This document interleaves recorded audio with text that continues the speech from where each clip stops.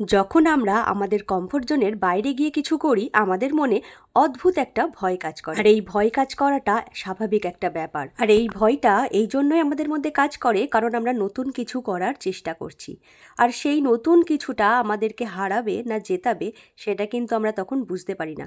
তাই সেই মুহূর্তটাতে অনেকটাই ভীত হই নতুন কিছু করার জন্য। যখন তুমি নতুন কিছু করবে তখন আমি বলবো তুমি বড় কোনো রিস্ক নিও না, কারণ ছোট ছোট রিস্ক নেওয়াটা আমাদের জন্য সেফ। তাতে যদি তুমি একবার ফেল হয়েও যাও তাও তোমার নতুন করে আবারও করার সেই মনোবলটা থাকবে। আর যদি তুমি প্রথমেই বড়সড় কোনো রিস্ক নিয়ে নেওয়ার পর ফেল হয়ে যাও তো তোমার যে নতুন করে করার কিছু মনোবল সেটা কিন্তু একেবারেই ভেঙে যাবে।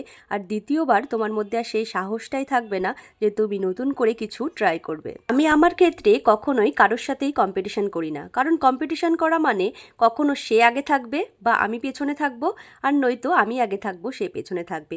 এই আগে পরে জার্নিটা কিন্তু চলতেই থাকবে। তাই আমি সবসময়ই চেষ্টা করি আমি নিজের সাথে কম্পিটিশন যাতে করতে পারি, তাহলে কিন্তু প্রত্যেকটা পদক্ষেপেই আমি একটু একটু করে স্টেপ হলেও এগোতে পারবো। তখন আমার সম্পূর্ণ ধ্যানটা আমার নিজের দিকেই থাকবে যে আমি একটু একটু করে রোজ গ্রো করছি কিনা, আমি যে জায়গায় আজকে আছি কালকে সেই জায়গা থেকে একটু হলেও নিজেকে এগোতে পারলাম কিনা। কম্পিটিশন জিনিসটা এমনই যেটা তোমার রাতের ঘুম কেড়ে নেবে, কারণ অন্য কারোর সাথে যখন তুমি কম্পিটিশন করবে নিজের, তখন তার এগোনো দেখে তোমার রাতের ঘুম উড়ে যাবে যে তুমি তার থেকে কি করে বেশি আরও এগিয়ে যাবে। আর এই রেসটা কোনো দিনই শেষ হওয়ার নয়। তাই মানসিক শান্তির জন্য নিজের সাথে নিজের কম্পিটিশনটাই বেস্ট, এটা আমার মনে হয়।